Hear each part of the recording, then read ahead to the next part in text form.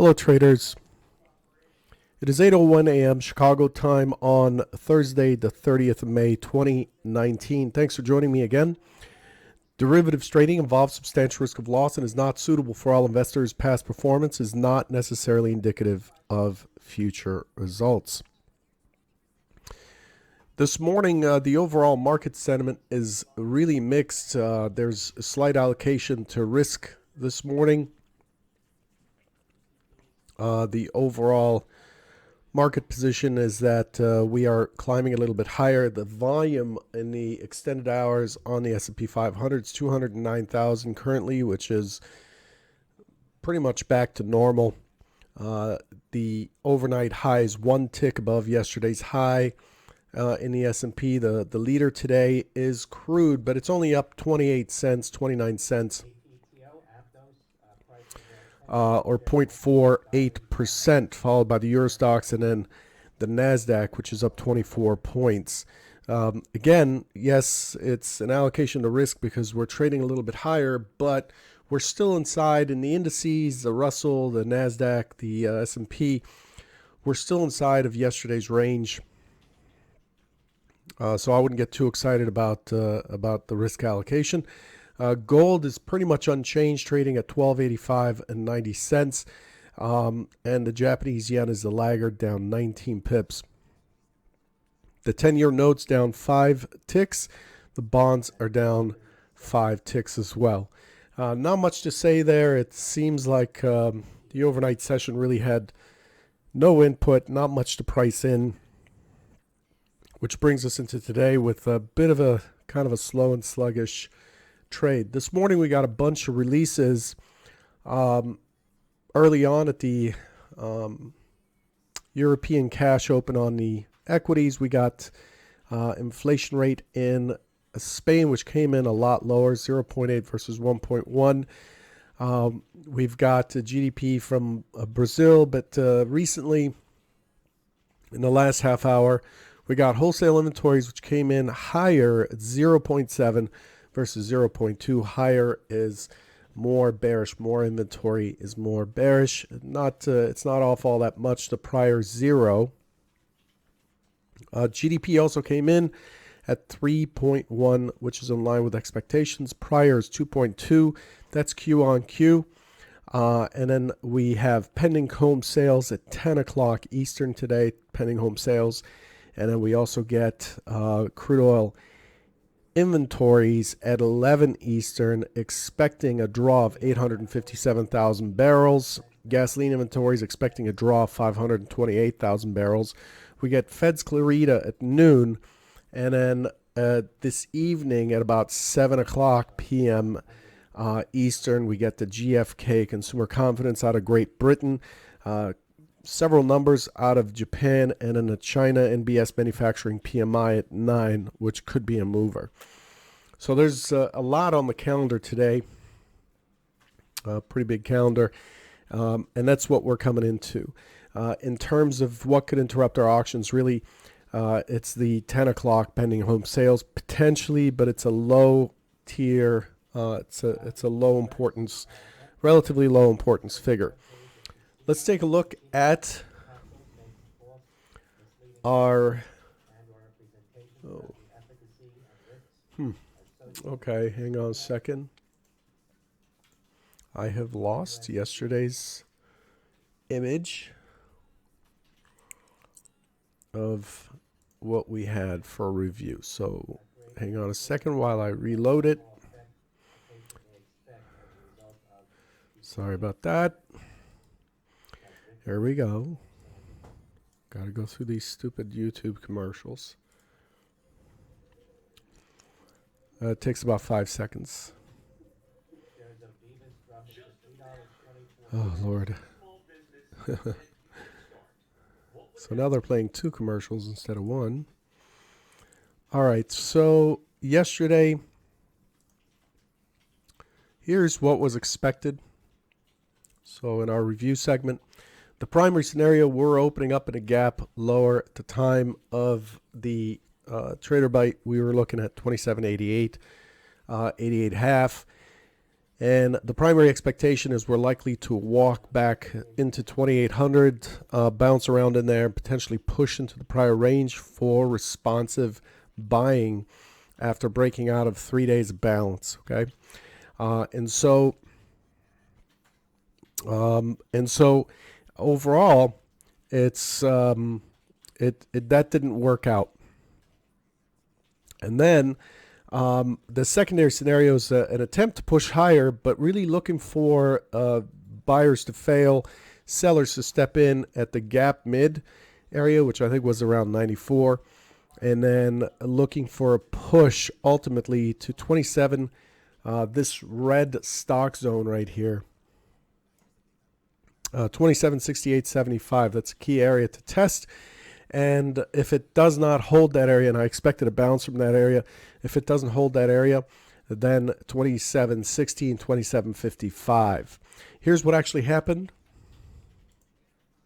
Let's look at this on the Renko. Let's clean this up a little bit. Well, actually, we need those levels.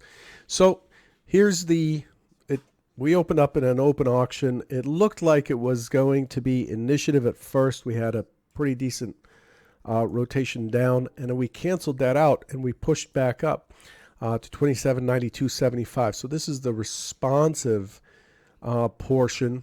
Hang on, let's boot this guy.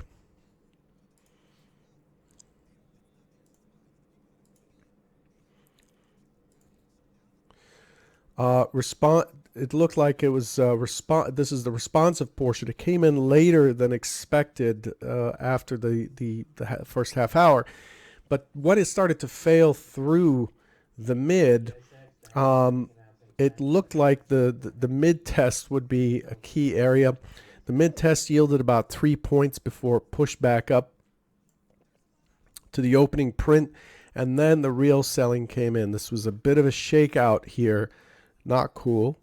But that's just how trading is sometimes. And then we finally get the push through the OS low. Now the thing to note here is that we already broke the IB high. And so that puts us in the 28% chance that the IB low, or historical probability, that the IB low is likely to be broken historically. Once it broke the IB low, trade from the short side. And where does it go? It goes right into that key 2768.75 or 2768 and a quarter, and that's where we got the bounce from. We did move from stock zone to stock zone. We did hold the IB on the retest. That's a nice setup ahead of the mid there, and then we had this very strong impulse here, the biggest rotation of the day later in the session, which set us off for the potential for a pushback to the open to retest this prior high, and the extension was pretty weak. And then once it falls back out of the IB, I believe was pretty noisy. And then we had buyers come in at the end of the day, but overall we ended up with a balanced profile, neutral day, normal neutral, with a balanced profile. The value areas are valid. I'm watching the 2778 low volume node more so than the 2776.50 value area. Notice that last night's, or the extended hours low, is basically value low already, and the extended hours high is just one tick above the high. We're currently trading up here at 2788.75, which is where we opened yesterday. This is basically where yesterday's plan came from. See, yesterday we were trading at exactly this spot at this almost exact time. So we're resetting yesterday after testing down to this key area. We are resetting. The market is resetting itself. We're coming back to the same spot. This has a bullish undertone. I expect that the market is likely to fill the gap and push into 2800, 2850 half. And so what that does for us today is it gives us scenarios that are pretty much like yesterday without the open auction. I mean, without the gap open. So the overnight session, we reopen, test up, test down, go sideways. We spend most of the Asian session just sideways. Europeans come in, push higher, extend up, and then really a pretty lazy session, 222,000 contracts, fairly lazy session with the profile having the point of control at the upper end of the range. To me, this profile seems incomplete. We haven't, and the reason I say that, it's not just, hey, look at the profile, it doesn't look finished. The reason I say that is because it doesn't seem like we found motivated sellers. So if we have this blunt high overnight, this is essentially a weak high. We have this blunt high, chances are it's, if it looks like this, chances are we would see a proper test and taper as we come in. But overall, my bias this morning is to buy dips and look for a rotation back into 2800 from below at a minimum, and then look for 2806. If you recall, that was the high of 2 days ago. Okay, and it was the low of Wednesday the prior week. So that's the key target above is 2806, 2805, 50, 2806, and that's what I'm looking for today. So with that being said, what are we expecting today? So, all right, so what are we expecting for today? Today, same plan, same scenarios as yesterday without the gap. So, open auction in range, dip, strong potential test of 2783 or so. If it holds that area, I'm expecting an impulse or a push, expecting it to break through the high and start to walk towards 2800. Hold 2800 for a bit, expecting a lot of turbulence here, but ultimately I'm looking for 2805 to be the target here. Okay, and then it's likely to poke through. I don't really care what it does once it gets here, but I'm looking for it to get here today. So again, 2805, 50 or so, maybe 2806. It might poke through by a little bit. Beyond there, the next key area is right here. That's a long ways. That's about 30 points. Not the likely play, but the next big area above there is 2820, 2824. Single prints from Tuesday's drop. This area here is relatively significant.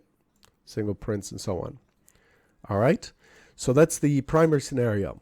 Secondary scenario, we try higher and we're unable. So we start to open, we drift up, we push this high, we test above, consolidate for a little bit and dip back in. And then what we're looking for here is the primary target is value low again, 2776, and a retest of a key 2768 area again, which likely will see a bounce and then not hold. 2760 becomes the next key push before we may push into 2754, which again is a fair amount of range, but we can achieve it. Aim for the stars, right? So that's scenario 2. So great. For those of you who haven't been around for a while, haven't been watching Trader Bites every day for the last, whatever it is, 6 years, how do I use this? All this says is, look, I'm not going to engage with the market until I see how it tests certain areas.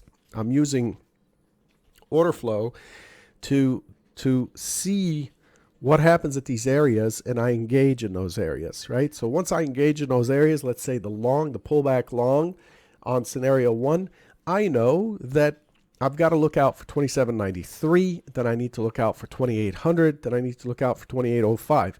So the goal here is not to draw imaginary lines hope they match what the market does, come back to you tomorrow and say, see, I told you so.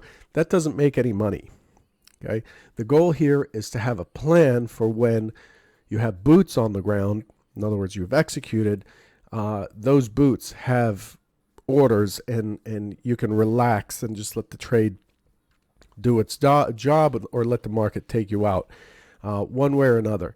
And over time, over a few hundred trades, thousands of trades, the edge is likely to show up, or hopefully will show up. So that's how we trade. That's how real people trade.